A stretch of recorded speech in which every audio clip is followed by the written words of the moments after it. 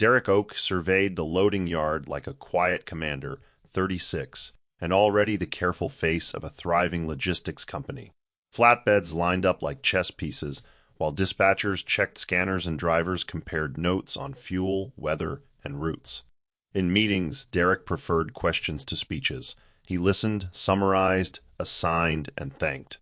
He made salary reviews personal, knew birthdays, and remembered who had lost a father last year. Precision, not glamour, built the empire. Maintenance before marketing, safety before speed. People joked that he could smell a delayed shipment before the tracker flagged it. At the end of every quarter, he walked the floor, sleeves rolled, shoes dusty, offering praise that felt earned. His office was simple. Maps, route pins, a whiteboard veil of numbers, and a picture of his wedding day. Lauren's smile bright as a chandelier. He loved order, fairness, and promises kept. Underneath the order lived a soft spot. He wanted home to feel like steadiness, too. After 12 hours, he drove back through city haze, rehearsing small questions for Lauren that opened into big hopes about the life they were still learning to hold. He believed patience could teach two hearts to listen. Lauren loved stages, glass tables, thin-stemmed flutes, and the hum of rooms where her dress became architecture. On Thursdays, she curated dinners that sounded like success, laughter ringing, cutlery chiming, compliments passing like trays. When guests asked about Derek's work, she curled a wrist and said, "He moves things," as though moving lives was a party trick. Derek smiled because he had learned to translate disappointment into charm. After the last rideshare left, he tried to fold the night into them. "The Driver Academy launches next month," he said, hopeful. Lauren answered, eyes on her phone. "Come see the yard on Saturday. You've never watched Dispatch go live." She kissed his cheek without looking up. "Baby, Saturdays are for breathing." In bed, he traced futures in the ceiling, the house they would build outside town, a long table, maybe a child's cereal bowl left out by accident. Lauren planned trips and gowns, then slept like a closed room. On mornings she allowed for softness, it came packaged, selfies, captions, a hug posted to stories. Derek noted the distance, but called it timing. Love, he told himself, is a practice, and some practices take longer. Still, photographs loved them. Derek in navy that fit like intention. Lauren in white that caught chandeliers and turned heads obedient. He booked hillside restaurants with views like promises and left small boxes on napkins just because gratitude deserved ceremony. "You spoil me," Lauren laughed, bracelets speaking before she did. "I choose you," he answered, meaning stewardship, shelter, years. Between desserts, he tried to talk about sensors that predicted breakdowns and training that turned rookies into guardians. She preferred itineraries, not engines. "We'll be in Cape Town the first weekend. Note that," she said, inspecting a menu like a mirror. In cars between events, Derek asked gentle questions. "What feels heavy? What could I do better?" And Lauren kissed him like punctuation. Their orbit glimmered, yet their center thinned. She saved his name for introductions and invoices, rarely for prayer or pillow talk. Friends said they were perfect, and Derek practiced believing them. At home, he stacked guidebooks beside the bed while she scrolled hotels beyond budget because opulence softened walls. He noticed the quiet that sat between them like a third chair. Still, he placed hope on the calendar and called it love's routine. It would work, eventually. One evening after a gallery opening, Derek drove slowly past their future neighborhood, a ridge where jacarandas made purple rivers. "I found a plot," he said, pointing. Send to my planner," Lauren murmured, filing a nail by phone light. He parked anyway, let the night sit with them. "I want a wide kitchen. I want a life we cook." She smiled faintly. "And I want a closet that respects me." He laughed, then dared tenderness. "When did you last feel held by me?" Lauren turned, surprised, then deflected with a kiss that answered nothing. Back home, she posted a caption about art, air, and a man who understands. Derek read the sentence 3 times, tasting the rehearsal in it. He stood in the bathroom and practiced sentences for later. "I miss you even when we're together. I need your voice inside my ordinary." By morning, he replaced them with breakfast and news highlights. Love, he decided, would grow if watered. He did not yet know that watering alone cannot coax roots from stone, or that storms rewrite schedules without apology. He tucked hope into his pocket like a key he refused to misplace. He trusted time to help. Rain arrived like a rumor that wouldn't hush, turning the city's edges into smeared charcoal. The board meeting stretched past dusk, spreadsheets reflecting blue in tired eyes, while Derek negotiated contracts that could carry them through winter. "Close it at 90 days, not 60, he said, tapping the risk column. Lightning braided the horizon. When the signatures finally settled, he left the building with a wave and a promise to text Lauren. She didn't answer the first call. He tried again, smiling into the wipers. "On my way, love. Save me plantain," he recorded, then laughed at himself for the domestic wish. The highway hissed. A truck ahead signaled uncertainty. Braking lights stitched red warnings, too late. Derek downshifted, tire meeting oil, oil meeting rain, rain making glass of asphalt. The spin was silent at first, then a grinding chorus of metal rewriting shape. His chest met the belt, his knees met the dash, and the world narrowed to a violent whisper. In the second before impact stilled, he pictured the ridge with purple flowers and a wide kitchen that smelled like Sunday. The wheel locked. Darkness folded him neatly. A page turned. Everything went terribly quiet. Sirens braided the night he didn't remember. When Derek surfaced, the ceiling wore fluorescent mercy and a clock that refused his timeline. Pain built careful scaffolding around each breath. A voice practiced in emergencies said, "You're stable. We're watching swelling in the spine." Lauren's perfume arrived before her words. "Baby," she whispered, tears bright as diamonds. He tried to lift a leg. Nothing. "Can you feel my hand?" the doctor asked, pressing along his thighs. Derek searched for sensation like a number misplaced in a column. Silence answered. The phrase landed without romance, paralyzed from the waist down. Derek stared at the blank below his ribs, the desert where rivers used to run. Lauren held his fingers with manicured courage until her phone vibrated. She stepped aside to answer, voice wobbling between performance and panic. He watched the door and counted tiles to avoid counting losses. Somewhere, monitors beeping like small, stubborn hearts insisted on living. "We're here with you," the nurse said, adjusting blankets he could not feel, a kindness that made him both grateful and unspeakably afraid. He nodded because words were heavy, and nodding felt like the last familiar motion he owned. Lauren curated her grief the way she curated rooms, tidy, photogenic, arranged to be endured. She brought flowers that nurses relocated because petals triggered allergies. She cried in measured increments, never letting mascara run beyond repair. "We'll beat this," she told visitors, a rallying captain in a borrowed uniform. Yet at night, when monitors were the only audience, irritation crept in like a draft she couldn't shut out. The lift, the rails, the unpredictable schedule of pain, none of it fit her architecture. She missed dinners where she sparkled for an audience that didn't beep. Derek watched her and tried not to translate the flicker in her eyes. "I need you," he whispered once, voice frail with morphine and humility. She kissed his forehead and checked the time. "I'm here," she replied, meaning at least her body was. On day 8, discharge planning arrived with binders and ramps and calendars, an army of necessary inconveniences. Lauren smiled politely, while a therapist described bowel protocols like weather. The room smelled like disinfectant and interrupted dreams. Derek folded his fear into nods and thank yous, and hoped home could still hold them. He begged routine to steady love. Home visits introduced her to vocabulary she never applied to herself. Caregiver strain, respite, pressure sores, catheter care. Lauren nodded brightly, then excused herself to the patio, where the sky at least obeyed her. She called a friend to say everything was fine, voice brittle as spun sugar. "Hospitals aren't for me," she confessed lower. "None of this is for me." When she returned, Derek asked, "Will you come to therapy sessions? I do better when you're there." She swallowed the truth and arranged a version of it.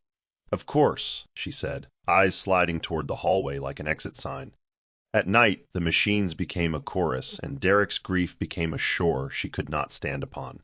She slept in the guest room to let you rest, then stayed longer than rest demanded. Her world had shrunk to schedules that smelled like bleach and sacrifice. The next morning, she stared at herself and whispered, "I didn't choose this." The mirror, unbothered, returned only her face. Beneath the hair and practiced poise, a decision gathered like a storm over calm water. She wanted light, champagne, movement, not routines that caged her glittering plans and heartache. Home changed shape to make space for survival. Ramps shouldered the front steps. Grab bars stitched silver lines across bathrooms once designed for candlelight. The master bedroom traded a chaise for a hospital bed, its rails shining like truth. Therapists mapped exercises, nurses taught transfers. A calendar ate the wall. Derek tried to be grateful for every stranger who lifted, measured, charted, and left. He practiced patience with his new body the way he once practiced forecasts, image by image, adjustment by adjustment. Lauren walked through the altered house as though a poor decorator had vandalized her aesthetic. She trailed the oxygen line with 2 fingers and sighed when it snagged on the edge of a rug. "We'll remove the rug," Derek offered softly. She blinked. "It's antique." He apologized to the rug and fell silent. That evening, a therapist asked Lauren to help steady Derek's knees during a slide board transfer. Lauren did it, jaw tight, then vanished to shower longer than necessary. Water could wash sweat, not resentment. In the mirror, she rehearsed tenderness until it looked convincing. Convincing, she unknowingly learned, is not the same as kind. Both were now painfully different things indeed. Derek marked time by whatever he could still control. He learned his body's clocks, asked questions without shame, and thanked the people who answered. When Lauren joined a session, he glowed, and when she didn't, he practiced not breaking. At dinner, he tried stories rather than symptoms. "Remember our first apartment? The kettle that screamed," he asked, looking for the old road between them. "Vaguely," she said, scrolling for escape. "You'll like my therapist," he tried again. "He says progress hides in small corners." "I'm not a hospital person, Derek," she replied, the fork too loud on porcelain. He nodded, folding that sentence into his private weather report. At night, he listened to the guest room door close and coached himself. Tomorrow will be kinder. Tomorrow earns its name. On his bedside table, the photo of their wedding watched without judgment. Somewhere past midnight, Lauren stared at the ceiling and mourned a life that refused to be pretty. Both of them, in separate rooms, promised themselves not to become cruel. Promises, like bodies, sometimes fail without wanting to. He wrote tiny victories in a notebook, hoping she might someday read them and recognize his courage again. The first cancellations were practical. Meeting ran long, driver delayed, headache. Then they became patterns that looked like choices. Lauren stopped sitting in on morning stretches and began spending afternoons outside the house, returning with shopping bags heavy as excuses. She slept in the guest room permanently, saying rest improved her attitude, though her attitude never improved. Derek learned the sound of her keys like a weather alert. When they rattled early, he braced for an evening alone. At dinner, he tried humor. "I'm learning ballet," he teased, nodding toward his upper body routine. "Don't joke about that," Lauren snapped, then softened. "Sorry, it's just hard." He reached for her hand. She let him touch her fingers for 3 breaths, then withdrew to answer a message. "I'll be better tomorrow," she said, leaving the table like a stage. Tomorrow arrived with the same costume. Derek told himself love can survive on crumbs until a better pantry opens. His therapist would later call that thought both beautiful and dangerous, and he would understand too late. He charted her presence on the calendar, blue dots thinning until the page looked like a sky losing stars before dawn entirely. When Lauren did join, she hovered like a guest in a stranger's kitchen. She wore perfume to therapy and flinched when the slide board squeaked. "Hold my knee, love," Derek would ask. She placed a palm as though touching glass. "How much longer?" she asked the therapist once, not unkindly, simply exhausted.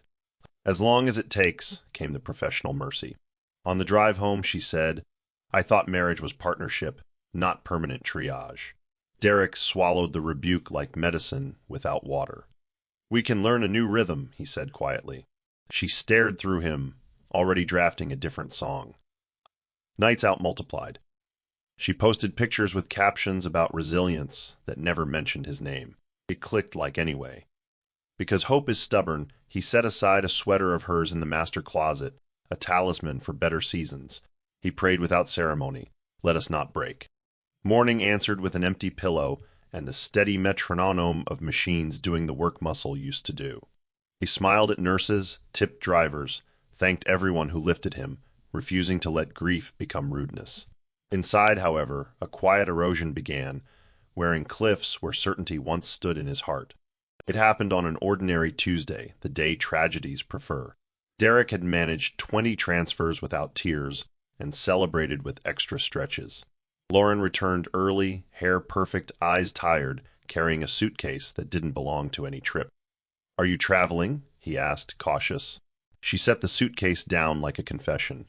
"I can't do this," she said, words crisp as receipts. Silence rearranged the furniture. "Do what?" "This life, this house that hums like a ward. This version of you that needs me more than I can give." Derek's throat closed.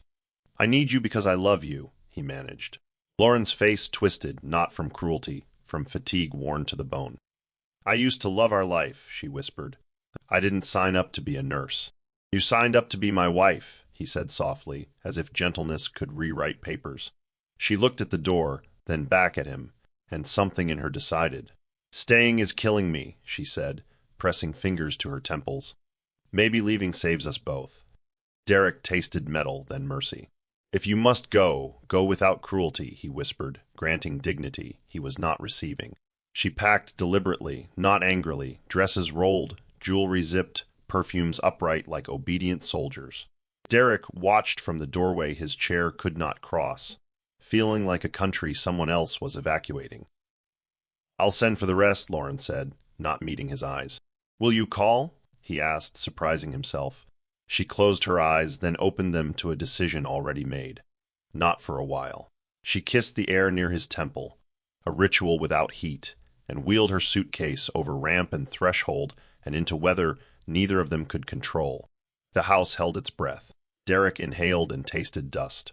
He turned to the photo on the bedside table and set it face down, not as punishment, as shelter. His body ached with the work of existing. He rolled into the living room and sat with the machines until the beeping settled his hands. "We proceed," he told the empty house, voice small but standing. Night arrived and brought the sound of absence, which is not silence, but a new instrument you must learn to endure. He texted her 3 words, "Please be well," then deleted them, understanding that kindness means releasing without witness for souls. Days folded into each other like laundry left damp, heavy, and reluctant to dry. Derek measured time by pills, by the shadow crossing the floor at noon, by the whistle of kettles he could not reach. He refused breakfast, then lunch, then the future. The therapist called. He let it ring. Nurses knocked. He pretended sleep. He scrolled old photos like wounds and turned off the screen when joy felt insulting. He spoke rarely, mostly to the ceiling. "We proceed," he said again, but the words landed like paper against water.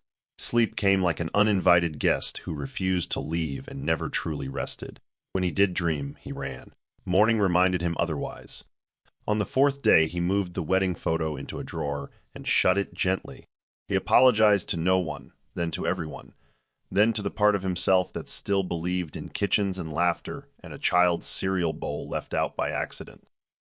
"Forgive me," he whispered to his own chest, as though it were another person he had disappointed.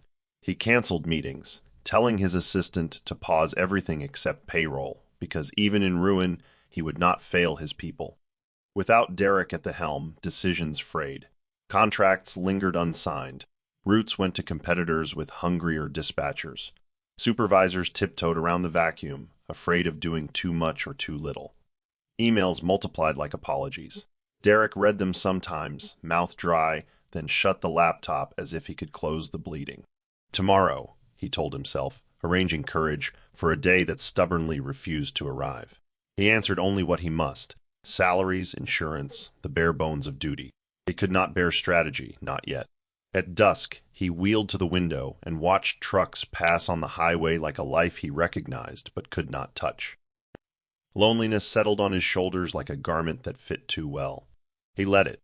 Perhaps, he thought, this is punishment for wanting more from a woman who wanted less. The thought was untrue and unkind, but grief is a poor editor. Night after night, He rehearsed conversations that would not happen and forgave people who had not asked. Forgiveness, at least, kept his hands from hardening into fists he could not unclench. He told the mirror, "Stand up inside, if not outside," and the mirror friend returned resolve instead of pity. Kathy had been in the house long before the accident, a quiet pair of hands that made rooms behave. She spoke when needed, listened always, and learned people by the way they placed cups back on saucers. After Lauren left, the silence scared even the appliances. Kathy arrived with soft shoes and a notebook, standing in the doorway until Derek nodded. "Breakfast?" she asked. He shook his head. She set a tray anyway, tea, papaya, a square of toast that looked like morning trying. She did not preach. She opened windows, shook sheets, and placed the therapist's schedule where his eyes could decline it politely.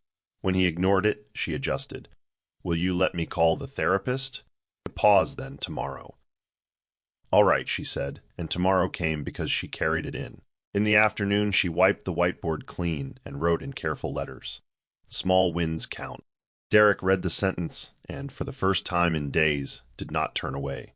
She set alarms he could snooze, labels he could ignore, and paths he could choose, building dignity into the architecture of care, because pity, she knew, rots faster than any unwashed dish in the sink. The second week, Kathy folded her hours around his pain rather than forcing his pain into her hours. She learned the temperature his tea forgave and the music that made mornings less sharp.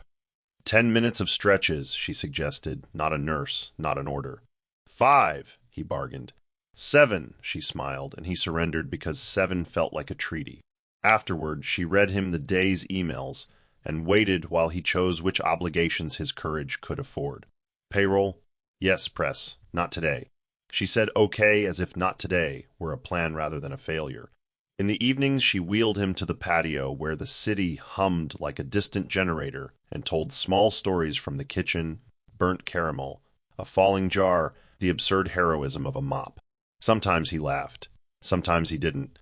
She respected both. And when the night frightened him, she sat in the hallway with a book so he could call without calling. Steadiness, she believed, is louder than speeches. She kept her phone face down, prayers quiet, and opinions softer still, because healing likes room, and rooms, she knew, become kinder when the loudest thing inside them is hope. It was a Tuesday again when something unclenched. Derek had finished 7 minutes of stretches, and Kathy was reading him an email thread about damaged pallets. He interrupted. "Why are you still here?"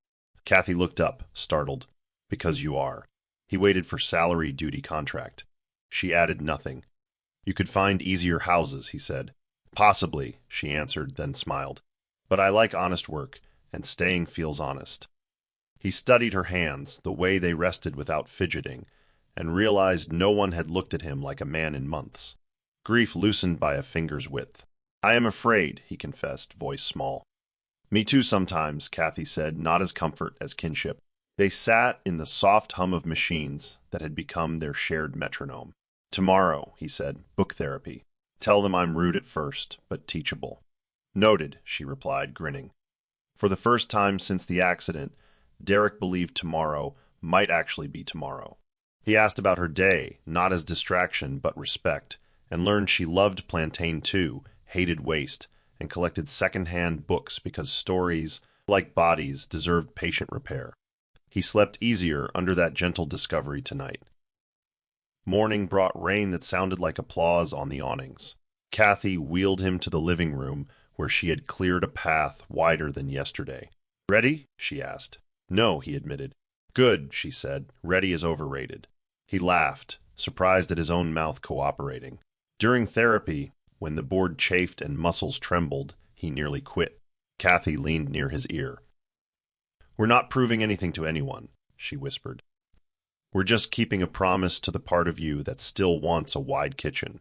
He swallowed tears that trained toward panic and redirected them toward effort. Afterward, she placed a cool cloth on his neck and didn't speak until his breathing trusted itself again. "Small wins count," she said, gesturing to the whiteboard. He nodded, then surprised them both. "You stay, I'll try." Her eyes softened. "Then we'll keep meeting in the middle." Outside, the city kept hurrying. Inside, Two people practiced a slower courage neither photograph nor caption could fake. He asked her to leave the curtains open at night, so moonlight could visit, and he would remember the world still moved, even when his legs refused, but his heart didn't. The house began to breathe differently as Derek surrendered to the structure Kathy designed with his consent. Morning light found him already engaged, not in despair, but in tasks chosen with care. She placed documents on his lap, marked with colored tabs, each representing matters that could no longer wait. Derek adjusted his glasses, surprised that reading contracts from his chair still stirred the same fire. "You don't need to carry all of this," Kathy said gently, watching his furrowed brow. He shook his head. "This work built me. If I drop it, then I am gone too." Together they found balance. Kathy coordinated the schedules, Derek signed where he must, and in between, he listened to her recount market calls he could not attend. The company no longer felt like a world slipping from his fingers, but like a shared mission stitched together by trust. In the evenings, Kathy wheeled him to the dining room, insisting meals should not be eaten alone. "You've given everyone else your wisdom. Give me your stories," she teased, placing soup before him. He obliged, recounting his first delivery van, the reckless nights of ambition, and the deals that nearly broke him. She laughed at his mistakes, asked about his victories, and listened with the kind of focus that made him believe he was still whole. "You see me as more than this chair," he said one night, eyes glistening. Kathy met his gaze without hesitation. "That's because you are more, Derek. I only reflect what's already there." Kathy's role deepened when Derek asked her to sit in on a meeting with senior staff. Nervous but willing, she carried a file of notes he had dictated earlier. Inside the boardroom, men in suits exchanged impatient glances at her presence. Bob, the operations head, raised a brow. "We expected Mr. Oak," he said stiffly. Kathy steadied her breath and replied, "Mr. Oak sent me to represent his views. These are his decisions, not mine." She opened the file and presented Derek's strategies point by point. The room quieted, discomfort giving way to surprise as each item revealed careful foresight. Bruce, another director, leaned forward. "So, he still leads through you?" Kathy nodded firmly. "Every word is his. I am only the messenger." Her composure unsettled them. It was impossible to dismiss her when the facts aligned so clearly with Derek's mind. After the meeting, she returned home to Derek with flushed cheeks. "They doubted me," she confessed, "but I think they listened in the end." Derek, proud but careful, smiled. "You carried my voice further than I could. You've done more than deliver papers. You carried my presence." Kathy looked down, modest. "I don't want to overstep." He shook his head. "You didn't. You stepped exactly where I asked. And I know now I can trust you with this company." The weight of those words settled warmly between them. For the first time, Kathy felt like more than an employee. She felt like a partner holding his legacy steady. Despite Kathy's growing confidence, resistance from within the company did not vanish. Bob muttered in corridors about Derek's over-reliance on a maid, and whispers spread among staff. Derek heard the murmurs, but kept silent, determined to watch how Kathy handled opposition. One afternoon, Bruce cornered her outside the conference room. "Do you really think loyalty makes you qualified to steer a multi-million-dollar firm?" Kathy swallowed her fear, replying softly but firmly, "I don't pretend to be what I'm not. I only carry Mr. Oak's wisdom where his chair cannot go." Bruce scoffed, but noted the conviction in her tone. Inside, the board waited for her input, and Kathy delivered Derek's plans with measured calm. Every detail lined up, leaving even skeptics with little room to argue. When Kathy recounted the day to Derek, she hid her unease, but he sensed it. "They will test you," he said gravely.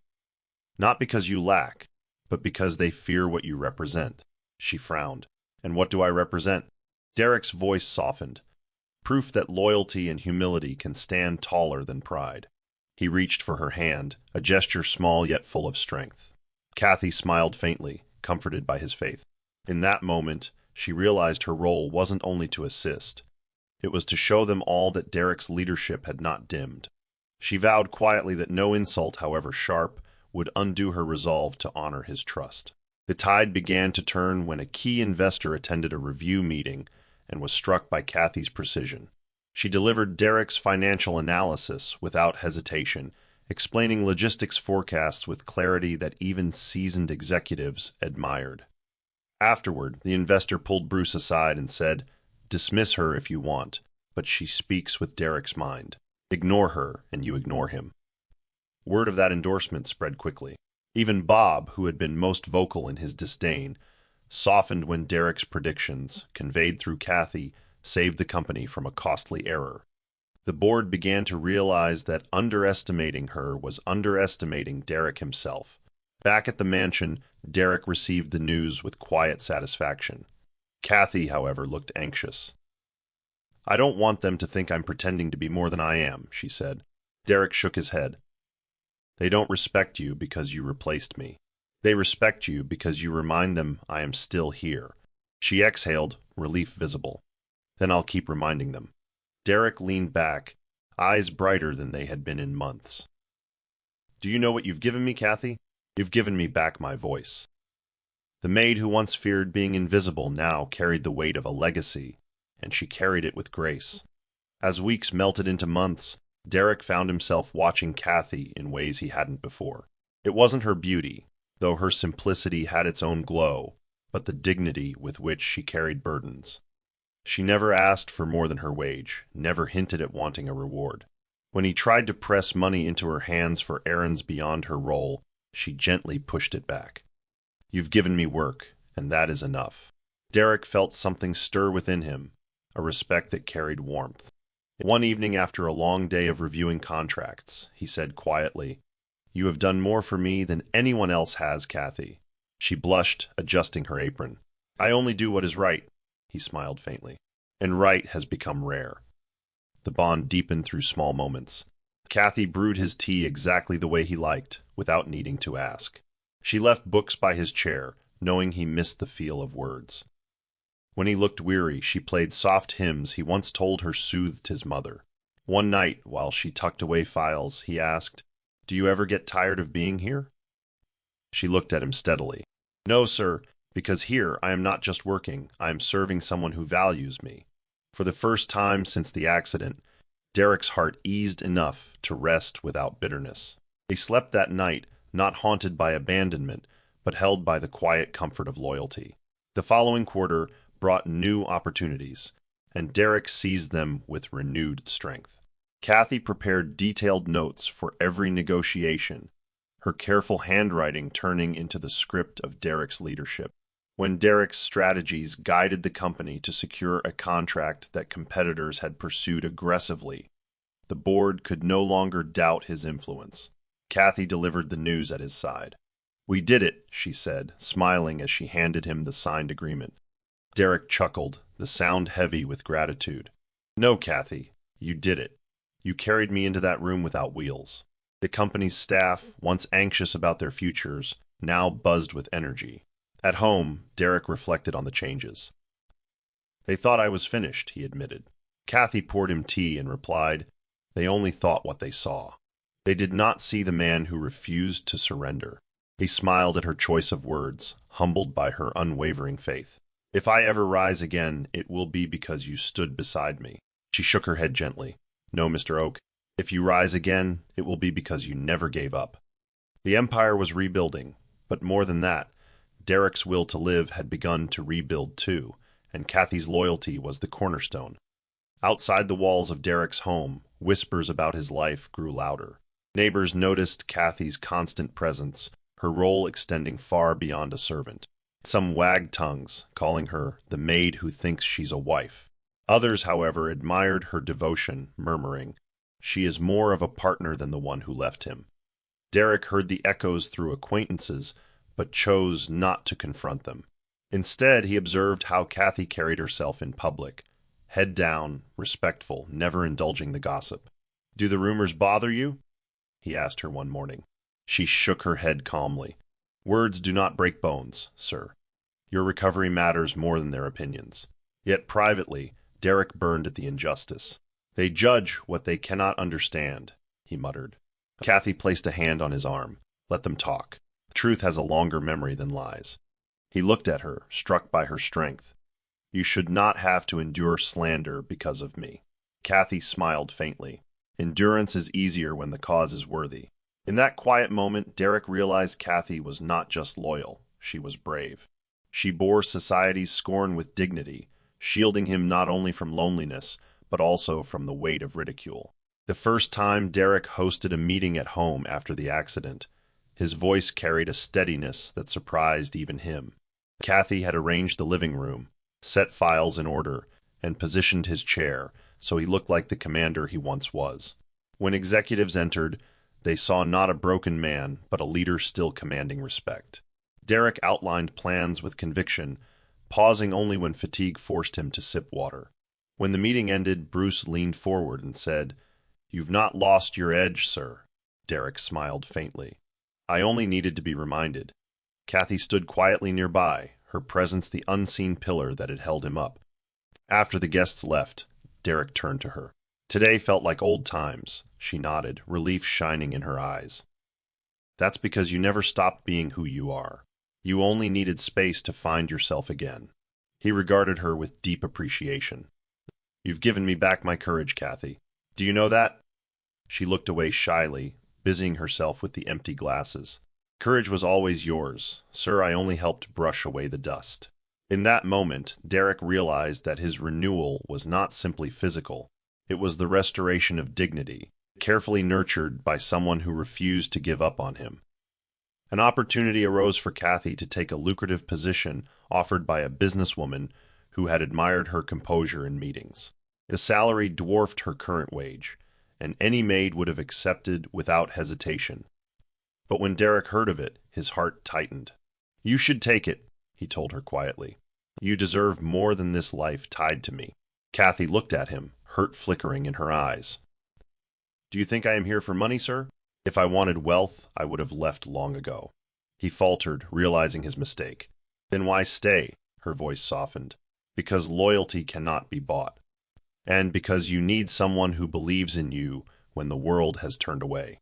She politely declined the offer, to the shock of those who envied her. That evening, Derek watched her prepare dinner, overwhelmed. "You gave up your future for me," he said. She turned and shook her head firmly. "No, Mr. Oak, I chose my future, and it is here until you no longer need me." Tears pricked his eyes. "You could have everything, Kathy." She placed the tray gently before him. "I already do. Everything is not measured in gold." Derek understood then that love, though unspoken, was living in sacrifice, and it humbled him more than success ever had.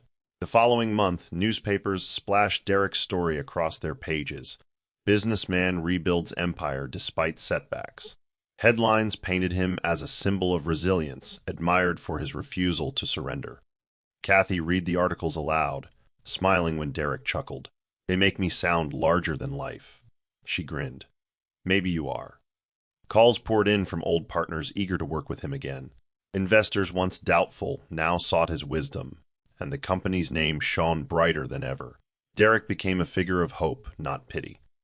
Yet through all the acclaim, Kathy remained in the background, never stepping into the spotlight. One evening, as reporters waited outside for a comment, Derek asked her, "Why don't you ever stand with me? You deserve recognition too." Kathy shook her head gently. "The world doesn't need to know my name. It is enough that you are standing tall, even in that chair." He studied her, moved.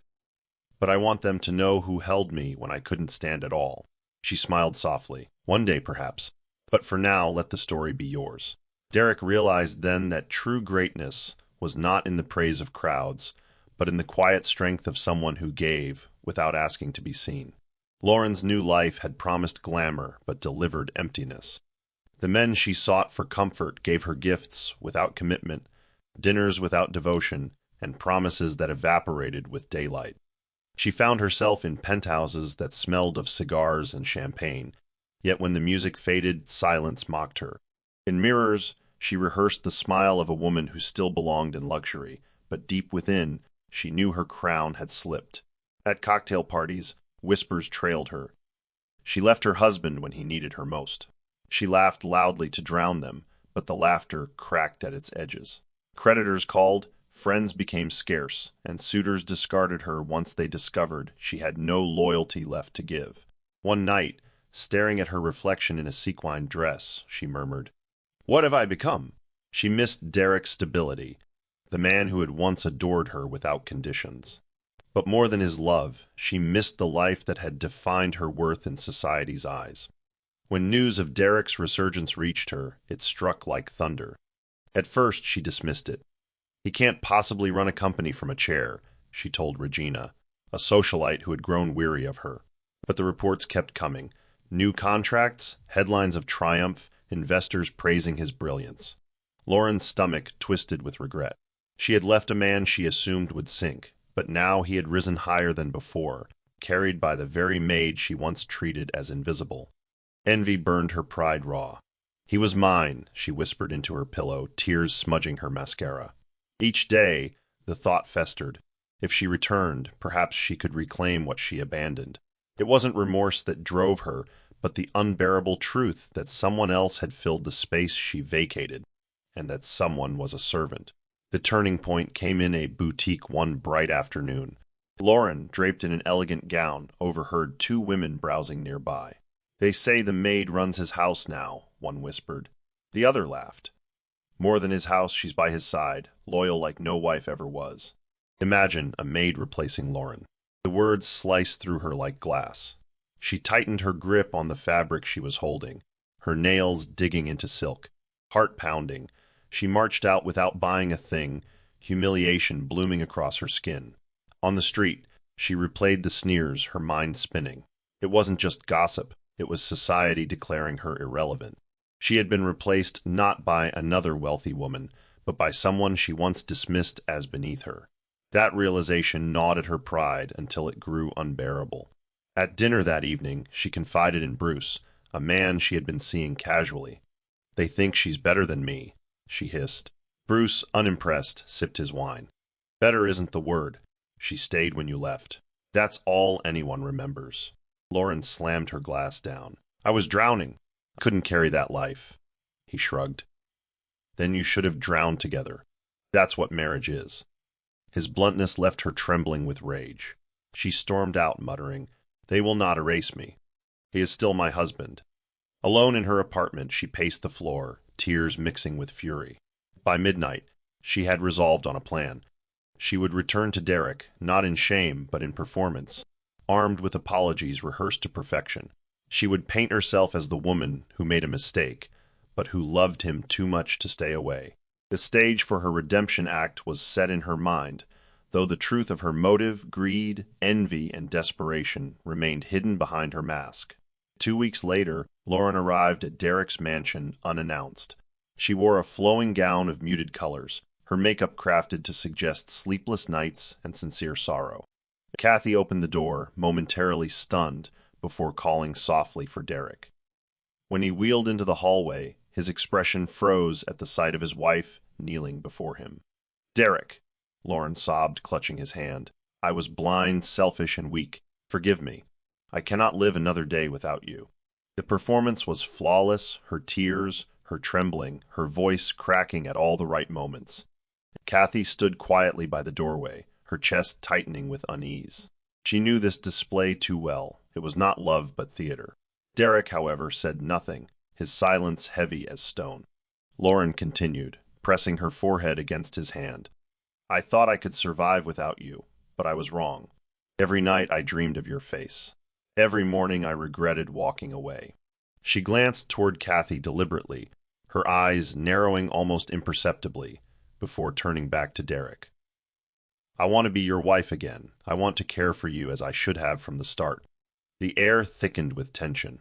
Derek finally spoke, his voice measured. "Why now, Lauren, after all this time?" She shook her head, weeping harder. "Because I finally understand what I lost." Kathy clenched her fists at her side, wishing she could shout the truth. But she remained silent, leaving Derek to wrestle with the storm that had suddenly invaded his sanctuary.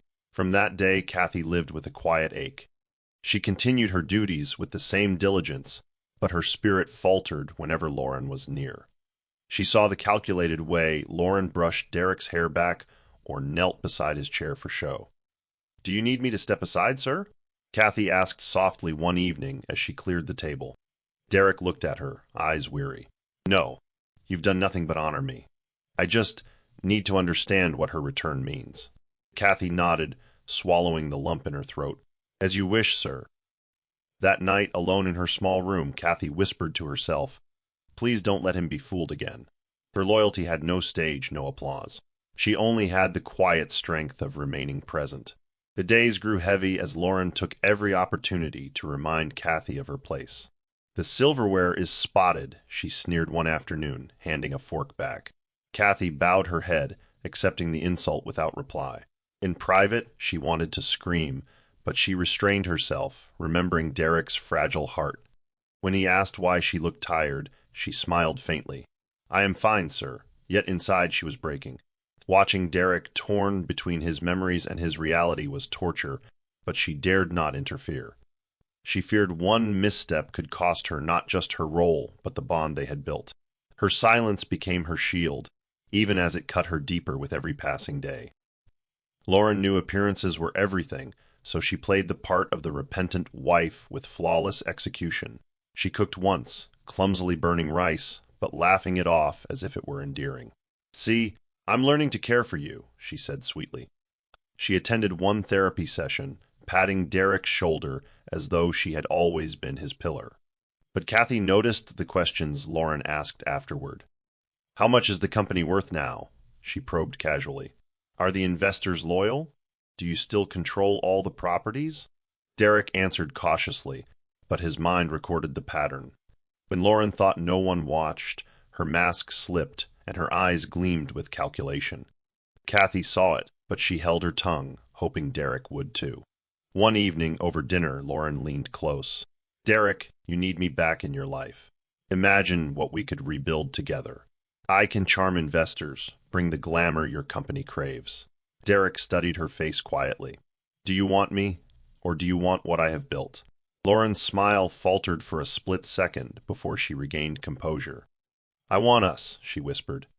Kathy, clearing plates, turned away quickly to hide the tears in her eyes. She feared the performance might still work, feared Derek's old love for Lauren might blind him to the truth. The house, once peaceful, now throbbed with tension as a woman's sincerity and another's deceit wrestled for Derek's heart.